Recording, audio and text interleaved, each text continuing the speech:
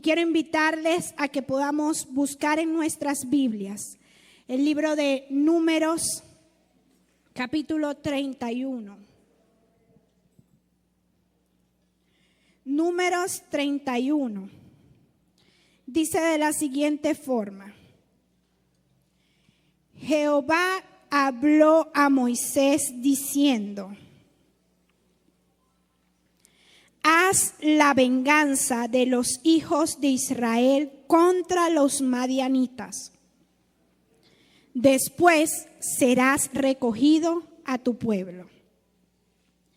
Entonces Moisés habló al pueblo diciendo: armaos algunos de vosotros para la guerra y vayan contra Madián y hagan la venganza de Jehová en Madián. 1000 de cada tribu, de todas las tribus de los hijos de Israel, enviaréis a la guerra. Así fueron dados de los millares de Israel 1000 de cada tribu, 12,000 en pie de guerra. Y Moisés los envió a la guerra, 1000 de cada tribu, y envió Ifines, hijo del sacerdote Eleazar, fue a la guerra con los vasos del santuario y con las trompetas en su mano para tocar. Y pelearon contra Madián como Jehová lo mandó a Moisés, y mataron a todo varón. Mataron también entre los muertos de ellos a los reyes de Madián: Evi, Requén, Sur, Ur y Reba. 5 reyes de Madián, también a Balán, hijo de Beor, mataron a espada. Y los hijos de Israel llevaron cautivas a las mujeres de los madianitas, a sus niños y todas sus bestias y todos sus ganados, y arrebataron todos sus bienes e incendiaron todas sus ciudades, aldeas y habitaciones. Y tomaron todo el despojo y todo el botín, así de hombres como de bestias, y trajeron a Moisés y al sacerdote Eleazar y a la congregación de los hijos de Israel los cautivos y el botín y los despojos al campamento en los llanos de Moab, que están junto al Jordán, frente a Jericó. Amén. Esta enseñanza la he titulado Convocados a la conquista. El despertar de los obreros. En este relato evidenciamos algo que muchos de nosotros no estamos dispuestos a esperar que nos digan.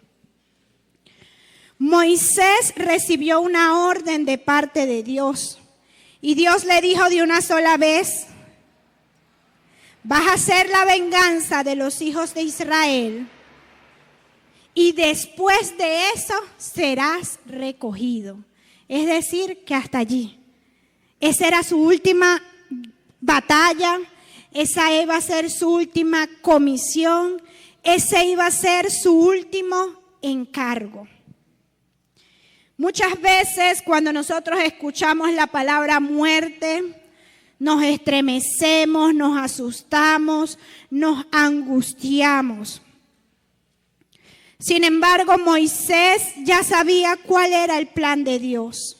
Ya conocía su plan y sabía que el Dios en el que él había depositado su confianza iba a ser conforme a su voluntad. Y como bien lo dice la palabra, la voluntad de Dios es buena, es agradable y es perfecta. ¿Iba Moisés a cuestionar la decisión de Dios? No lo iba a hacer, porque sabía que el plan de Dios se cumpliría y que la promesa que Dios había dado a su vida, él la vería. Moisés entonces estaba a punto de partir y el pueblo se encontraba frente a un territorio que debía ser conquistado. ¿Cuál fue la estrategia que Dios utilizó? Evidenciamos aquí que Dios no llamó a alguien, a una sola persona, para que fuera el superhéroe. Dios no llamó a una sola persona para que fuera e hiciera el trabajo. Dios no llamó solo a los líderes. Él no dejó la batalla a que fuera a la voluntad de nosotros, no. Él dio una orden de reclutamiento. Él dio un llamado que era obligatorio y exacto. Un llamado que era equitativo, porque pidió que de cada tribu fuesen 1000 a la batalla. Es decir, que en total, si eran 12 tribus, fueron 12,000 personas a la batalla. Dios dio una orden. 1000 hombres de cada tribu. Nadie se podía quedar con los brazos cruzados. Todos tenían que salir a la batalla. Nadie se podía quedar viendo la guerra. Todas las tribus tuvieron que aportar un obrero para la guerra.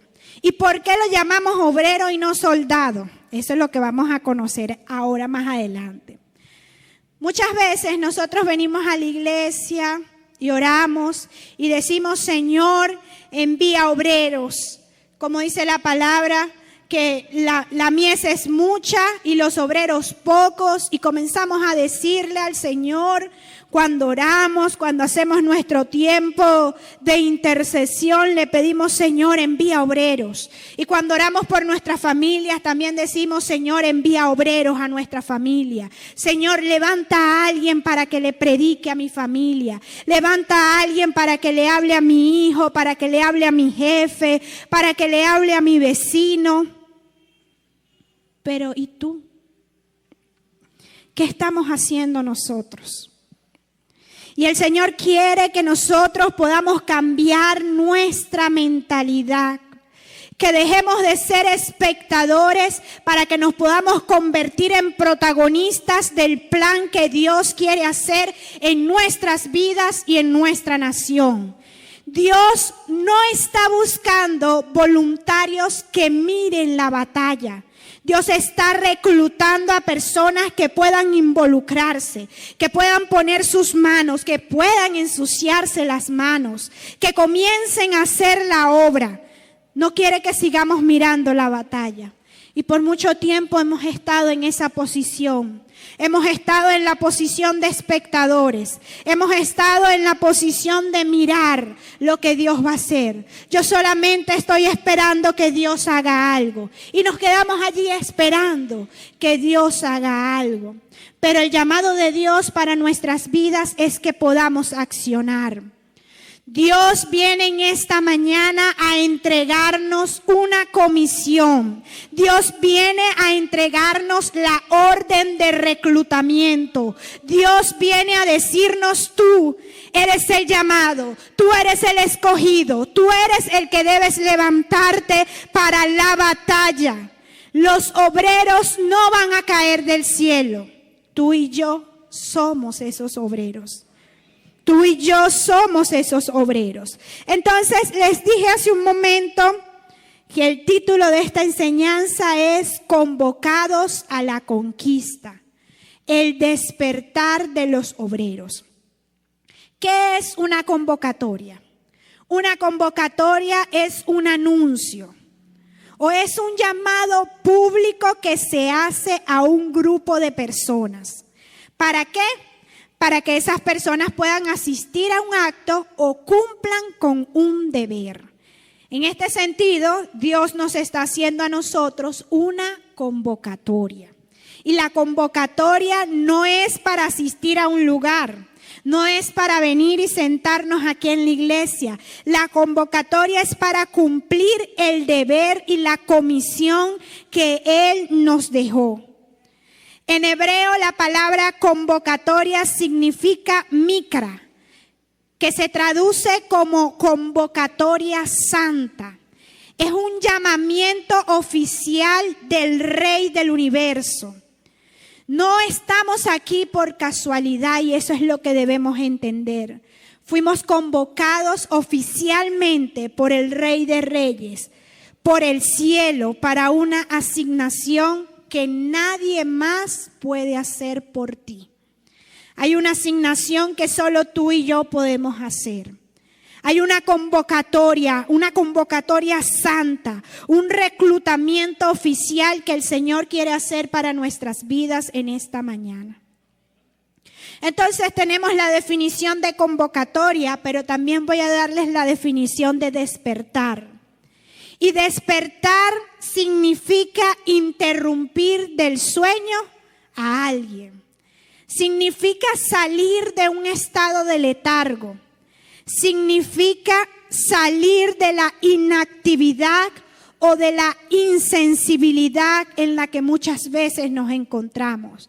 Despertar es reaccionar ante una urgencia. Despertar es dejar la comodidad, el desánimo y la apatía espiritual. Es recuperar el diseño original de Dios para nuestras vidas. Es recuperar ese diseño para el cual tú y yo fuimos creados.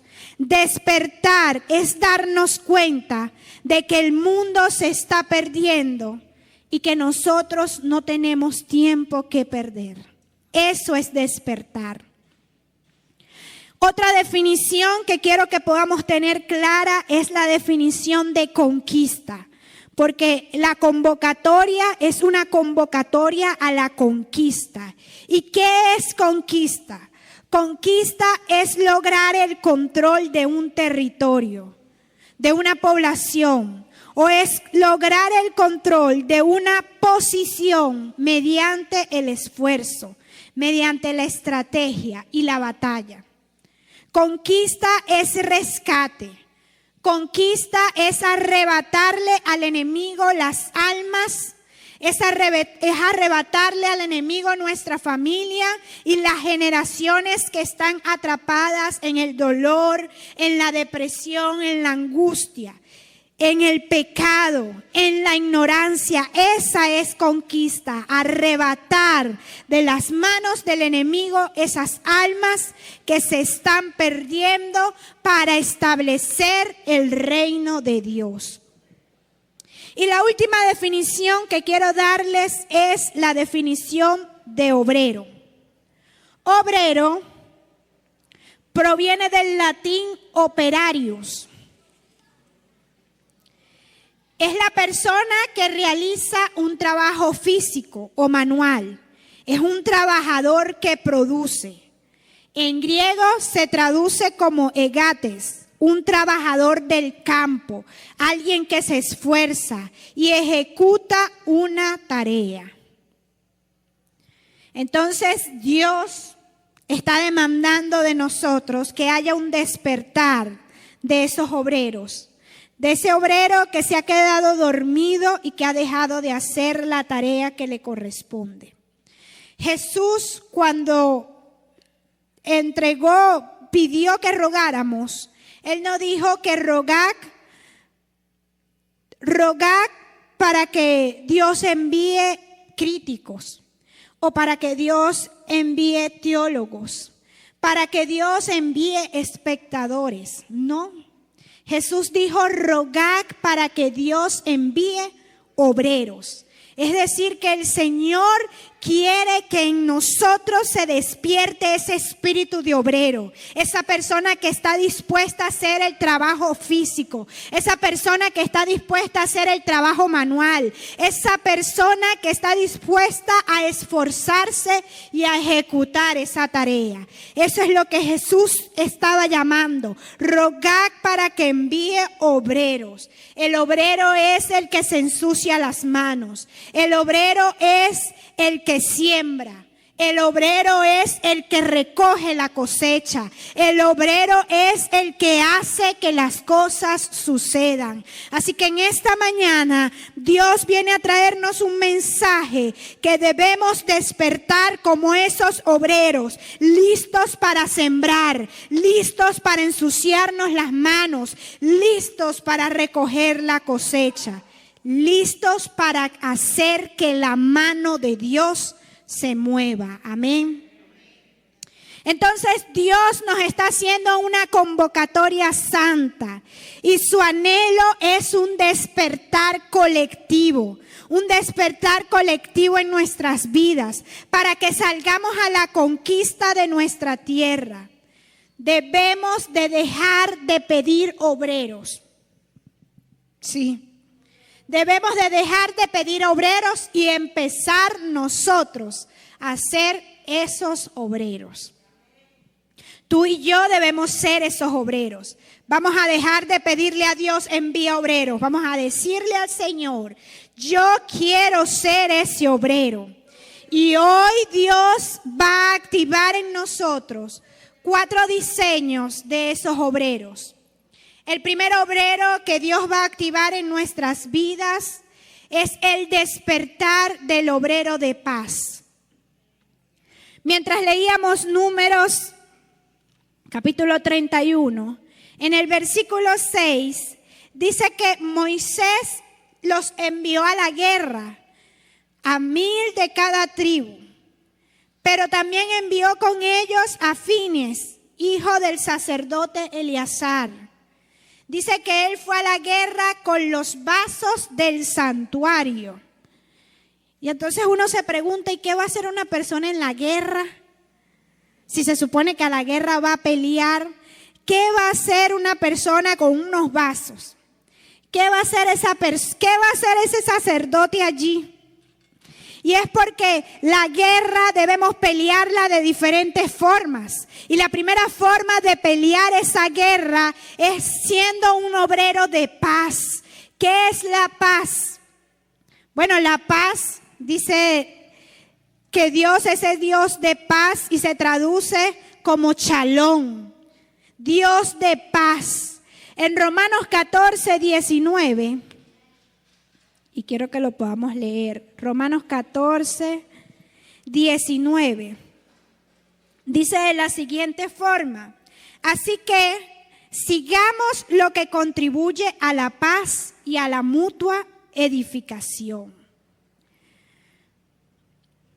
Cuando nosotros hablamos de paz, la paz va más allá de la ausencia de problemas, va más allá de la ausencia de dificultades.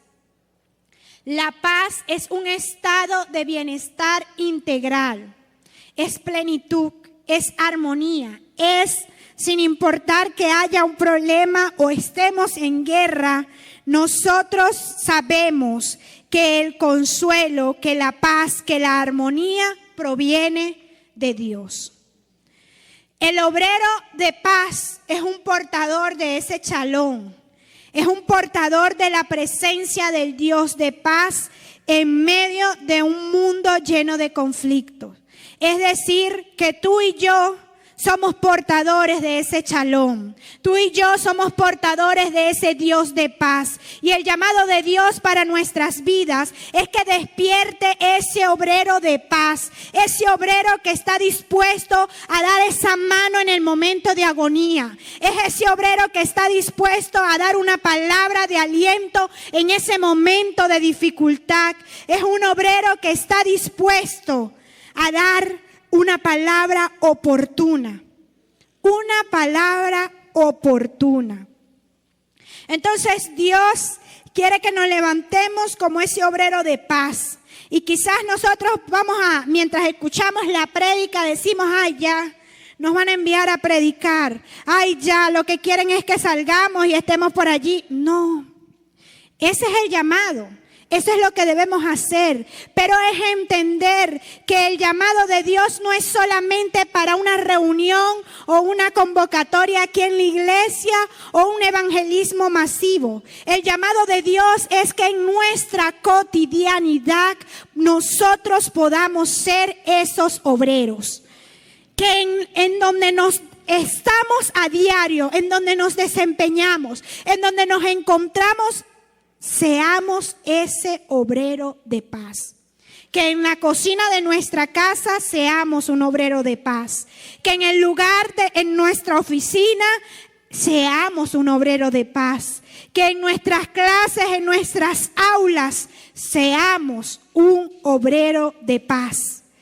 que no seamos esas personas que generen contienda, sino que podamos llevar la paz de Dios, que seamos portadores del shalom, que otros puedan ver que en nosotros hay algo distinto, y ese algo distinto es el Espíritu Santo de Dios, que otros puedan ver que en nosotros está el Dios de paz. Amén. Entonces, ser el obrero de paz en el día a día significa afinar nuestro oído al dolor de la gente, de esas personas que no tienen a Dios y las que tienen a Dios también, porque hay muchas veces que teniendo a Dios caemos en ese terreno donde comenzamos a ver la ola que viene.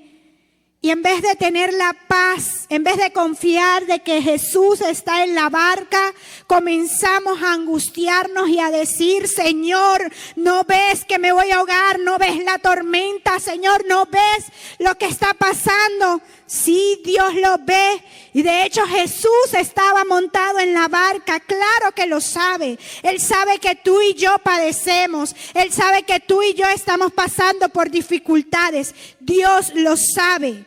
Pero Dios quiere que tú y yo tomemos la posición que debemos tomar. Y quizás uno dice: bueno, es muy bonito todo eso, pero ¿cómo lo hago? ¿Cómo soy ese obrero de paz? Bueno, está disponible. Tienes que estar disponible para escuchar sin juzgar, para escuchar sin señalar, para poder dar una palabra de aliento y no decir: bueno, pero es que tú lo hiciste. Y comenzamos a señalar a la persona, y cuando la persona nos cuenta algo, en vez de darle una palabra de aliento, comenzamos a acusar. Pero lo que quiere Dios es que dejemos de un lado las acusaciones y los señalamientos y que podamos escuchar sin juzgar, porque entonces después la persona dice: bueno, ya no le voy a contar nada. Porque cada vez que yo le cuento algo me dice: claro, es que yo te dije, que mira, es que eso era lo que te iba a pasar, es que si tú hiciste eso, imagínate qué otras cosas ibas a esperar. No damos la palabra de aliento. No transmitimos esa paz que Dios ha colocado en nosotros. No reflejamos al Shalom, al Dios de paz que está en nosotros. Entonces, cuando tú te encuentras en la panadería, en el transporte público, en la escuela, cuando vas a buscar a tu hijo, cuando estás cocinando con tu familia, y cuando escuchamos a alguien quizás suspirar y decir: estoy cansado, ya no aguanto, y comienza a quejarse, o tú le ves los ojos aguados, en lugar de ignorarlo, el llamado de Dios es que nosotros podamos mirar a esa persona y decirle: sí, sé que no es fácil, sé que está difícil la situación, pero Dios no te ha dejado solo. Dios está contigo, pero Dios va a hacer algo. Puedo orar por ti, porque yo sé que Dios puede hacer algo. No quejarnos, no colocarnos en el lugar de esa persona y decir: ay, sí, yo también estoy cansada. Si es verdad, yo tampoco, imagínate la situación, la cosa, pensé que iba a mejorar cuando Trump se llevó a Maduro, pero entonces la cosa está peor. No es colocarnos a decir eso. Es decir: sí, es verdad, es real la situación, porque tú la estás viviendo, yo también la estoy viviendo, pero tengo un Dios que puede hacer lo imposible posible. Tengo un Dios que puede hacer maravillas. Tengo un Dios de milagros. Así que voy a orar por ti, creyendo que el Dios de paz llenará tu corazón, creyendo que el Dios de paz hará algo. Entonces, ¿cómo lo hago? Ofrece una palabra de esperanza. Ofrece una palabra de esperanza en ese momento de desesperación. En vez de juzgar, ofrece la palabra de esperanza. Tienes que ser el abrazo que ministra la presencia de Cristo. Tienes que ser esa persona que está allí para abrazar en medio del dolor, no para juzgar. Quizás a lo mejor a una persona se le murió un familiar y comienzas a decir, Carpe, mírala allí, llorando. Y ni siquiera estuvo pendiente de ella. Y comenzamos a señalar y a juzgar. Eso no importa. Lo que importa es que tú tienes que hacer la diferencia. Tú tienes que dar la palabra de esperanza. Que aunque otros digan, sí, bueno, pero ¿para qué llora? ¿Para qué está ahí lamentándose? Tú puedas decirle, no importa. Porque tú no conoces lo que esa persona está viviendo. Como dice el dicho, nadie conoce gotera en nuestra casa. Nadie la conoce. Pero no, el llamado no es que tú te entremetas en lo que la persona está viviendo, es que tú le puedas decir, la crisis no es para siempre, el dolor no es para siempre. Tengo un Dios que sana, tengo un Dios que restaura, tengo un Dios que viene a curar tu corazón y esa herida. Yo conozco a ese Dios y que lo podamos presentar. Entonces no vamos a juzgar. Vamos a activar en nosotros ese obrero de paz. Vamos a activar en nosotros ese obrero de paz. Y que tu boca, que nuestra boca, sea el bálsamo de Dios para el luto y el dolor de los demás. Amén. El segundo despertar. El despertar del obrero de autoridad. En Números 31, en el versículo 14, dice de la siguiente forma. Dice, y se enojó Moisés contra los capitanes del ejército, contra los jefes de millares y de centenas que volvían de la guerra. Es decir, que las personas que estaban allí, que fueron llamados, que fueron convocados a la guerra, tenían una autoridad delegada. La autoridad es el peso, la autoridad es la credibilidad, la autoridad es la influencia que se gana a través del testimonio. Un testimonio íntegro. Un testimonio de excelencia, un testimonio donde las personas puedan decir es una persona sabia. Y sabemos lo que dice la palabra, que el principio de la sabiduría es el temor a Jehová. En nosotros hay sabiduría porque tememos a Dios. Entonces un obrero de autoridad no es fingir algo que no somos. No es transmitir algo que no tenemos o que no portamos. La autoridad nos la da nuestra excelencia. Que cuando hacemos las cosas lo hacemos con excelencia. Que decidimos llegar temprano a nuestro lugar de trabajo. Que decidimos dar lo mejor de nosotros. Que decidimos no unirnos al chisme, no quejarnos. Que decidimos tratar a todos con respeto. Eso es lo que te da autoridad. Te da autoridad tu ética, te da autoridad tu excelencia y tu carácter diario. Eso es lo que nos da autoridad. Cuando nos convertimos en una persona confiable, cuando la persona dice, en ella yo puedo confiar. En estos días, yo por lo general no soy mucho ni de sacar conversaciones sola, a menos que las personas me hablen, yo hablo. Pero no soy de ir caminando por la calle y quizás decir, mira, no lo hago. Pero ese es el despertar que Dios quiere provocar en nuestras vidas. Que cuando veamos a una persona que está triste, que está suspirando una decepción, nosotros podamos dar esa palabra oportuna.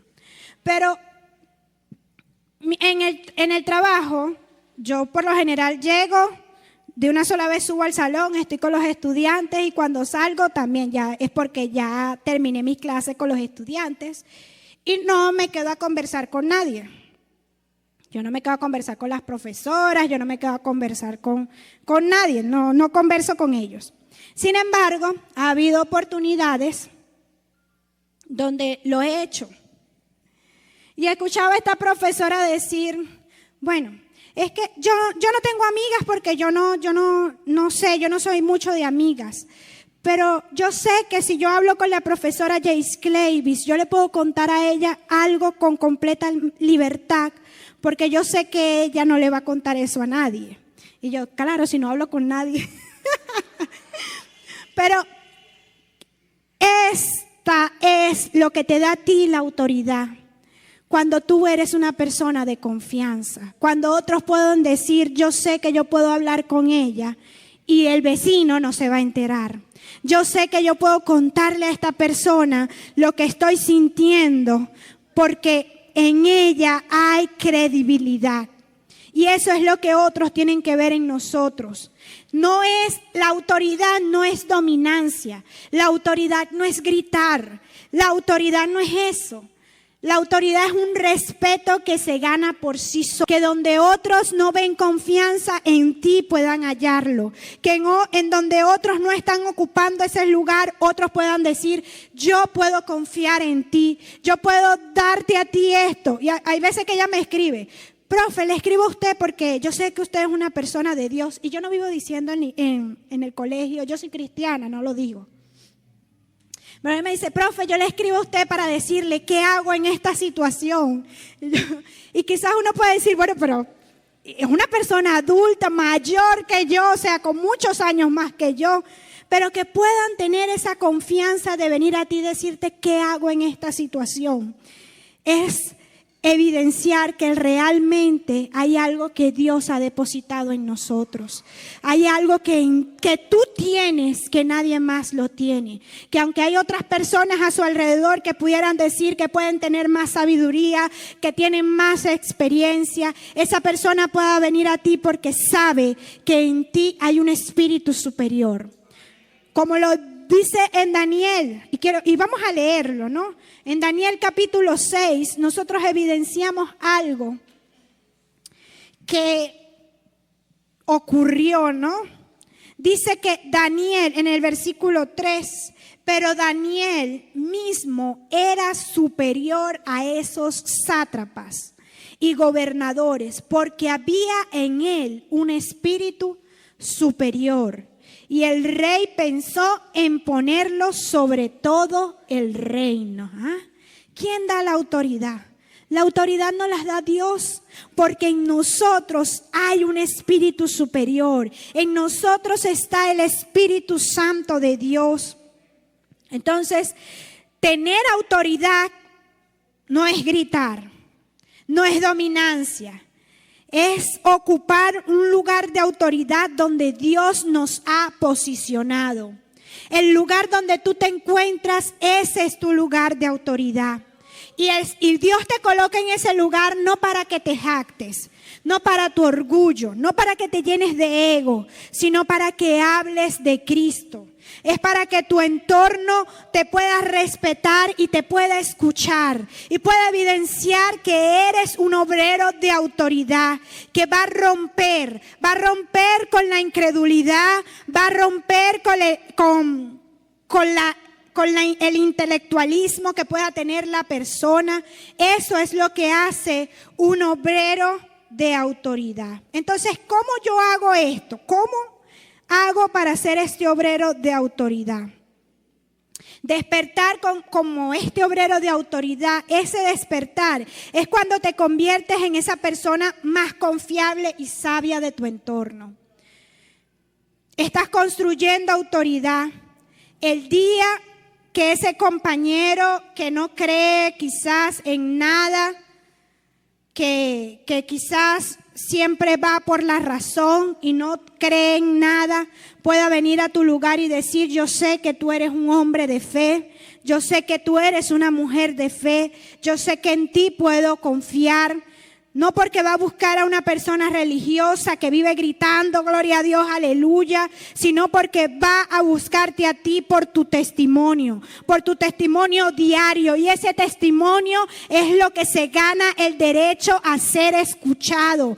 Ese es el testimonio. Cuando nosotros damos testimonio, cuando llegue el momento que vayas a dar la palabra oportuna de parte de Dios, cuando vayas a hablar de Cristo, esa persona te va a escuchar. Porque en ti hay un testimonio y esa persona va a decir, de él merece la pena, vale la pena escucharlo, porque él tiene testimonio. Entonces, ¿qué hago para ser este obrero de autoridad? Lo primero es asumir tu identidad de reino. Que nosotros podamos marcar la diferencia en nuestro lugar de trabajo, en nuestro lugar de estudio, en nuestra comunidad. Que puedan ver que en nosotros hay algo diferente. Y ese algo es el Espíritu Santo. Dios nos despierta para dejar de ser uno más.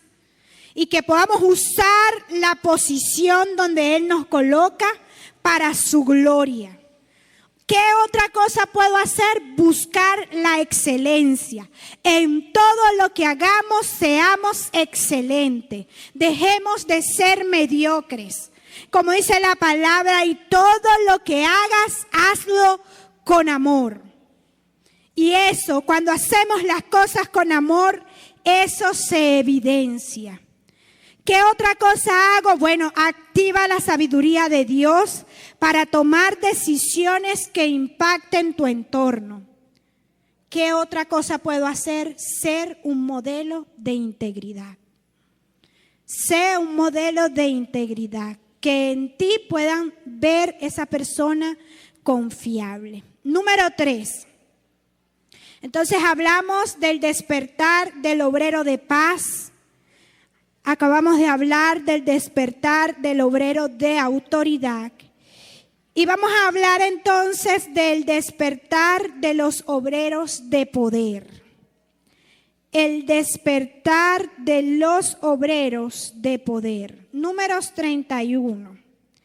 En el versículo 49, vamos a leer lo que nos dice allí. Números 31, 49.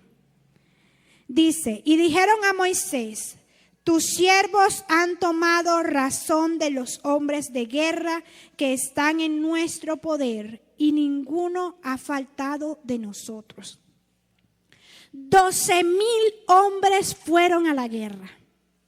12,000. Y dice la palabra que esos 12,000 hombres que fueron a la guerra regresaron, sanos y salvos.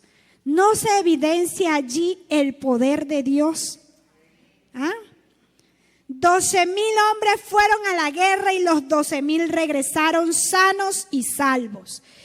Eso es el poder de Dios, tener la protección divina, sin importar cuál sea la circunstancia, allí hay poder de Dios. ¿Qué significa la palabra poder? En griego significa dunamis o dinamis. Es la capacidad sobrenatural, la fuerza y la manifestación milagrosa del Espíritu Santo. Es la evidencia innegable que rompe con todo razonamiento. Es decir, que el poder viene a romper con el razonamiento. Viene a decir, es imposible que 12,000 personas fueran a la guerra y regresaran todos. No murió ni uno. Eso lo hace el poder de Dios. El poder de Dios hace que lo imposible sea posible. Y quiero que leamos lo que dice Hechos capítulo 1.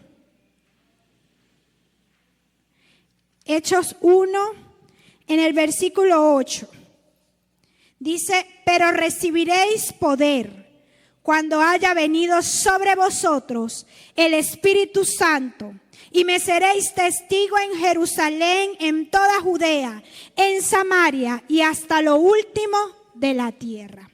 Para eso es el poder. El poder de Dios es para ser testigo de que Dios es real. es para manifestar el cielo aquí en la tierra. Para eso es el poder. El poder viene a sacudir la religiosidad. El poder viene a sacudir la tibieza. El poder viene a hacer que nosotros caminemos con denuedo, que la palabra de Dios salga de nuestra boca. ¿En qué momento nosotros podemos manifestar este obrero de poder? El poder de Dios no se activa solo cuando caen bajo la unción aquí en la iglesia. El poder de Dios se activa cuando nos atrevemos a contar lo que Dios hizo con nosotros. Cuando te tomas ese café con la vecina, cuando estás conversando, que tú puedas contar lo que Dios ha hecho en ti. Cuando tu vecino comienza a decir, oye, la economía está dura, no sé qué hacer.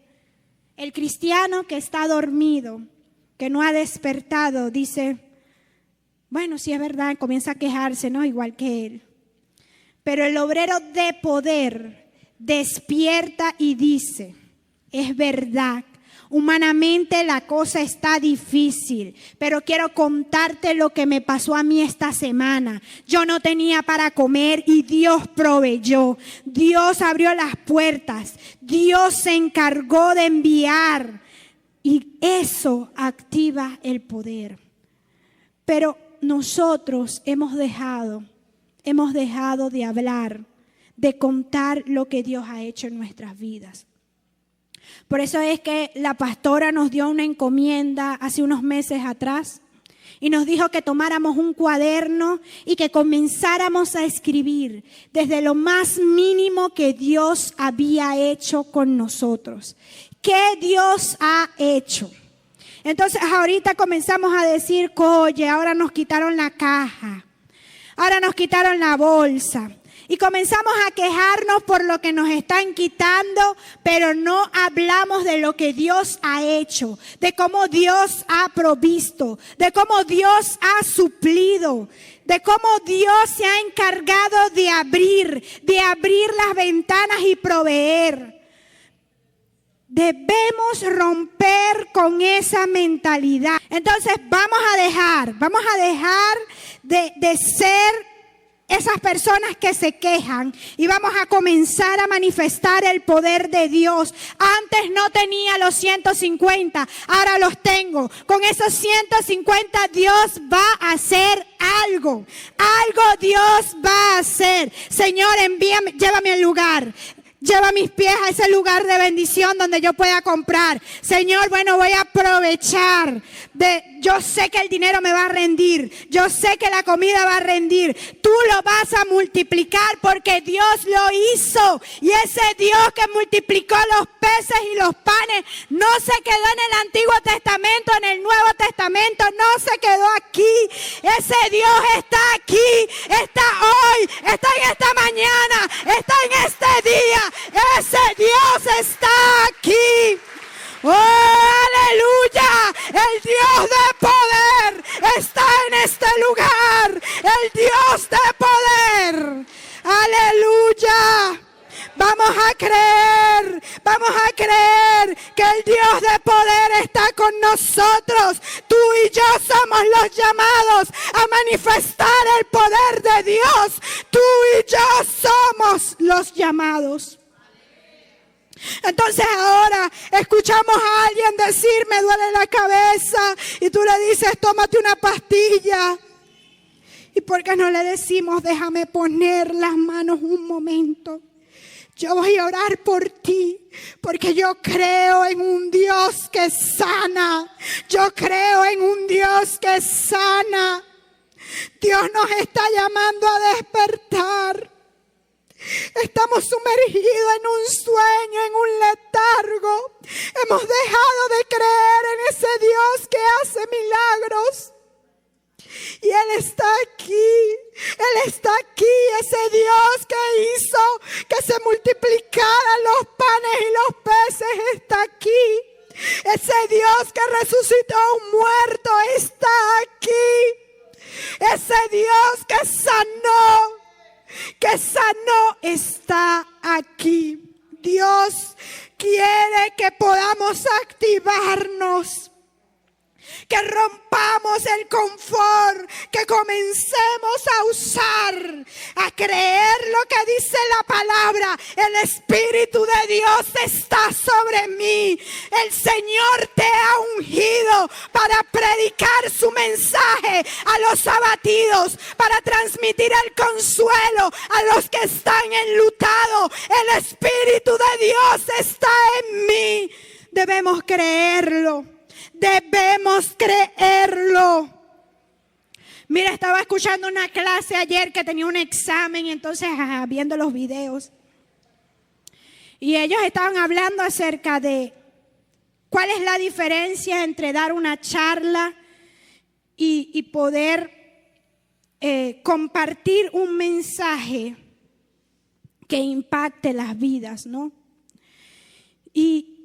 Y cuando daban cada uno de los puntos, él decía, bueno, ¿qué es lo que se debe hacer al momento de nosotros poder transmitir ese mensaje? Dice que lo primero para nosotros poder transmitir un mensaje es autoconocernos, es saber cuáles son nuestras posibilidades, cuáles son nuestras debilidades. Cuando nosotros nos autoconocemos, sabemos entonces de qué podemos hablar. Y que no solo eso, tú tienes el autoconocimiento, pero al momento de transmitir el mensaje, debes transmitirlo con pasión. ¿Por qué? Porque tú tienes la certeza de que ese Dios que sanó ayer también sana hoy, porque lo ha hecho en ti. Eso es lo que va a impactar las vidas. Dice que el mensaje debe tener seguridad, pero también sensibilidad. Es decir, que el mensaje tú debes transmitirlo con esa seguridad de que sabes que Dios es real. No decir, bueno, yo creo que es posible que Dios lo haga. A lo mejor Dios lo va a hacer. No, es transmitir con esa seguridad. Dios lo va a hacer. Dios lo va a hacer. Y yo siempre cuento mi testimonio del agua, porque es lo que lo que vivo. Pero Dios lo hace. Hay veces que duramos hasta 3 meses sin agua y el tanque todavía sigue allí. Y tú sigues sacando agua y sigue el tanque en el mismo nivel. Y no es porque lo esté exagerando, no es porque lo esté inventando, es que yo lo he vivido. Y eso que hemos vivido es lo que Dios quiere que podamos hablar. Lo que Dios ha hecho en ti. Quizás a lo mejor tú dices, no, pero es que yo no puedo hablar de Dios porque a mí no me ha ocurrido que morí y de repente volví a vivir. No. Es que no es eso. Es que si tenías un dolor de cabeza y tú pusiste tu mano y dijiste, Señor, ahora yo oro y declaro que el dolor de cabeza se va, y se fue en ese momento el dolor de cabeza, es tú decirle a la persona, yo creo en un Dios que sana, porque yo tenía un dolor de cabeza y cuando oré, Dios me sanó. Y si Dios me sanó, Dios también lo puede hacer contigo. Entonces vamos a comenzar a hablar de lo que Dios ha hecho en nosotros. Vamos a contar el testimonio. Vamos a contar lo que Dios nos ha, desde lo más mínimo, por más pequeñito que sea, por más mínimo. Quizás tú puedes decir, bueno, nadie me lo va a creer. No es que nadie te lo crea, es que tú te lo tienes que creer, que fue Dios quien lo hizo. Tú tienes que creer eso. Yo creo que Dios se encarga de llenar el tanque del agua. Yo lo creo. Duró 3 meses, sí, pero mi agua queda allí, permanece. Yo lo creo. Pero si tú y yo dejamos de creer eso, ¿cómo vamos a predicar y anunciar a un Dios que hace milagros? Si comenzamos a decir, no, bueno, es que eso ocurrió, fue porque mi mamá me lo dio, mi tía lo hizo, tal persona lo hizo, o yo lo hice. Imagínate, si yo no hago nada, yo no puedo. No, es cuando comenzamos a ver desde que de lo más mínimo. Nos compramos el televisor, gracias Señor, porque en este tiempo, ¿cómo se hace para comprar un televisor? ¿Cómo? Porque si tienes el dinero para comer, no tienes para comprar el televisor. Pero lo pudiste comprar, es un logro mínimo. Pero es que tú sabes que allí estuvo la mano de Dios.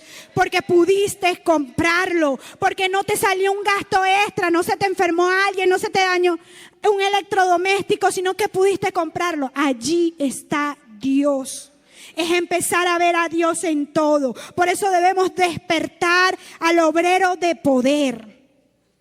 Vamos a orar por los enfermos, creyendo que Dios va a respaldar tu palabra. Vamos a orar por los enfermos, creyendo que los milagros serán respaldados por Dios. Amén. Así que, ¿qué voy a hacer para poder ser este obrero de poder? Bueno, sacúdete la cobardía. Y usa tu testimonio de cómo Dios te salvó, de cómo Dios te sanó, de cómo Dios te levantó para anunciarlo a otros. Ese es el obrero de poder que Dios quiere usar. Amén. Y número 4, el despertar del obrero digital. Sí, el digital. Miren, nosotros pasamos demasiadas horas usando el teléfono para nuestro entretenimiento. A veces para perder el tiempo, porque, no sé, usamos el teléfono para perder el tiempo. Pero Dios quiere traer un despertar a nuestras vidas. Y cuando yo leía Números capítulo 31, ¿verdad? En el versículo 6 dice algo clave. Dice, y Moisés los envió a la guerra, 1000 de cada tribu envió. Entonces ya sabemos que Fines, hijo del sacerdote Eleazar, fue a la guerra con los vasos del santuario, pero también dice, y con las trompetas en su mano para tocar. Miren, las trompetas representaban el medio de comunicación en ese entonces. ¿Ustedes sabían eso? Es más, anteriormente el silbido era un medio de comunicación. Todavía hay algunos que los usan, bueno, los que saben silbar, yo no sé silbar. Entonces, y uno cuando silba, ya la persona reconoce, ese es mi mamá, ese es mi papá, ya me está llamando, y ya tú sabes que tienes que ir para allá, ¿verdad? Bueno, cuando ellos sonaban la trompeta, ese era un mensaje que estaban recibiendo. Era el tiempo de alistarse para la guerra. Era el tiempo de salir a batallar. Y salían con su trompeta. Entonces, ahorita no tenemos las trompetas. Pero tenemos un medio de comunicación masivo. Un medio de comunicación que nos va a permitir llegar a cualquier rincón del mundo. Dice el Salmos 19, y quiero que lo podamos leer.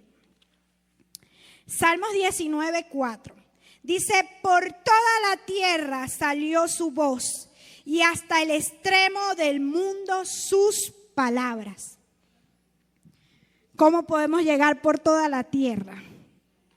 Hasta el extremo del mundo. Vamos a aprovechar estos dispositivos para llevar el mensaje de salvación. El obrero digital es ese que conquista el territorio virtual. El obrero digital es una voz estratégica. Es decir, que usa las plataformas masivas para llevar el mensaje de esperanza, haciendo uso de las tecnologías como una trompeta moderna para la gloria de Dios. Es decir, usa su tecnología para transmitir el mensaje de Dios. Nosotros debemos dejar de ser consumidores pasivos para convertirnos en conquistadores estratégicos. ¿Cómo lo hago? Bueno, usted va a utilizar sus redes sociales para edificar y para testificar. No solamente para colocar memes. Vamos a usarlo para edificar. Y obviamente, como bien dice la palabra, ¿no? La palabra es una espada de doble filo que corta para allá y corta para acá. Yo casi no uso mi teléfono para publicar nada. Yo lo uso más que todo para trabajo. Pero tampoco me meto en las redes sociales, es muy raro que lo haga. Pero ese es el llamado de Dios Vamos a ser el portavoz de Dios. Vamos a comenzar a usar nuestros teléfonos como una trompeta. Una trompeta que pueda transmitir el mensaje. No es necesario que usted sea el influencer, el creador de contenidos más famoso, no. Desde tu lugar, desde tu WhatsApp, desde tus estados, que tú puedas ser ese portavoz de la palabra de Dios. Que mientras estás en tu hora de almuerzo o antes de dormir, tú puedas pasar un mensaje. En vez de pasar horas viendo videos, tú puedas enviar un mensaje de forma estratégica. Me acordé de ti. Me acordé de ti y quiero darte esta palabra. Que podamos hacerlo. A lo mejor tú dirás, bueno, no me responden, ven los mensajes y no me dicen nada, no importa. Tú te encargas de sembrar la semilla. Utiliza tus redes sociales. Y tenemos que aprender a ser sensibles al Espíritu Santo para compartir ese video o esa imagen y que nosotros podamos ser el algoritmo del Espíritu Santo. Es decir, ustedes saben que el algoritmo de nuestro teléfono, por lo menos a mí, en las redes sociales cuando las uso me lleva a ver puros videos de manualidades educativas. Entonces, bueno, que nosotros podamos ser ese algoritmo del Espíritu Santo para llegar con una palabra oportuna, para aparecer en el teléfono de alguien con una palabra que diga Dios te ama, no estás solo, no estás solo. Y que llegue justo en el momento de su necesidad. Entonces vamos a activar el teléfono como un arma de conquista. Amén. Cuando la iglesia se despierta y se activa como obrera, el resultado es conquista de almas. Y ese es el oro para Dios. Esa es la ofrenda que le traemos a Dios. En Números capítulo 31, versículo 50, dice que el pueblo, después de venir, trajo el botín a la presencia de Dios. ¿Cuál es nuestro botín para Dios? Nuestro botín son las almas. No vamos a pedir que Dios envíe a otros. Vamos a decirle a Dios, aquí está mi vida. Me alisto en el ejército. Despiértame, actívame. Yo soy tu obrero de paz, de autoridad, de poder y soy tu voz en el mundo digital. La mies es mucha, el despertar ha llegado y Dios nos pregunta, ¿te alistas hoy en el ejército de los obreros específicos? ¿Por qué debemos despertar? Porque el enemigo no está durmiendo. Dice la palabra en Mateo 13:25, que mientras dormían llegó el enemigo y sembró la cizaña. Es decir, que mientras tú y yo dormimos, el enemigo no duerme. Por eso debemos despertar. Debemos despertar porque la cosecha es urgente y tiene una fecha de vencimiento. Cuando Dios le dio la orden a Moisés de que se levantaran para la batalla, le dijo, levántate, salgan a la batalla, porque después de eso ya llegará tu tiempo de partir. Entonces tiene una fecha de vencimiento. No podemos esperar a que tengamos ganas.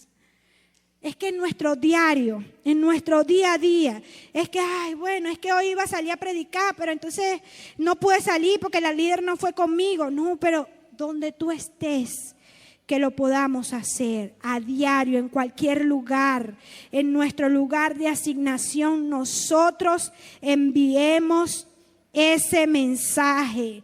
Entonces, ¿por qué despertar? Porque despertar activa el potencial que Dios puso en ti.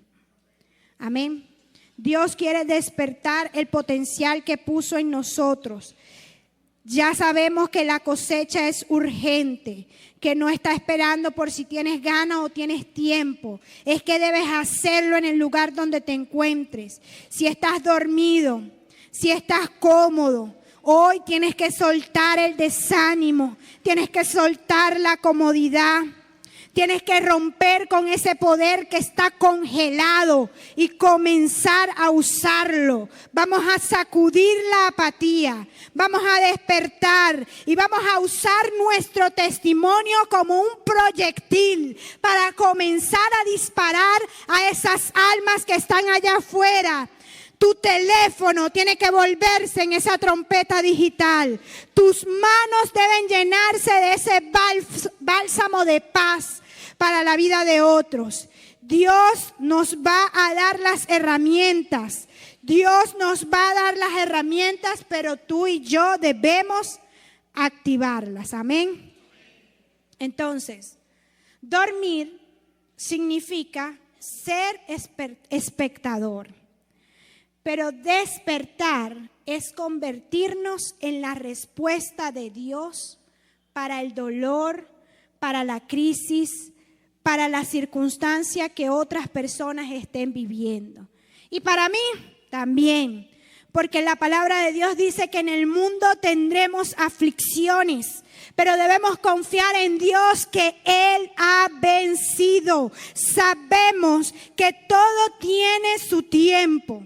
Y el problema y la aflicción por la cual tú y yo estamos pasando no va a ser para siempre. Pero en ese problema, en esa enfermedad, en esa dificultad, tú te debes convertir. Tú y yo debemos convertirnos en ese obrero de paz, en ese obrero de autoridad, en ese obrero de poder y en ese obrero para transmitir el mensaje en el mundo digital. Amén.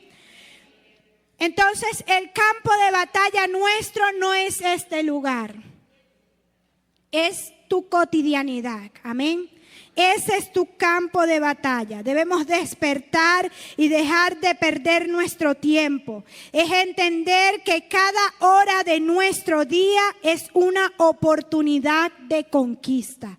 Eso es lo que quiere Dios. Y por lo tanto debemos entender también que esto no es un cargo, no es que Dios te está dando el cargo para que seas un obrero, no. Dios quiere que eso sea tu estilo de vida, que tú seas un obrero de paz siempre, que seas un obrero de autoridad siempre, que seas un obrero de poder siempre. En todo lugar y en todo momento tú debes ser ese obrero de paz, de autoridad y de poder, y ese obrero que va a transmitir el mensaje en el mundo espiritual. Quiero invitarles a que nos pongamos en pie.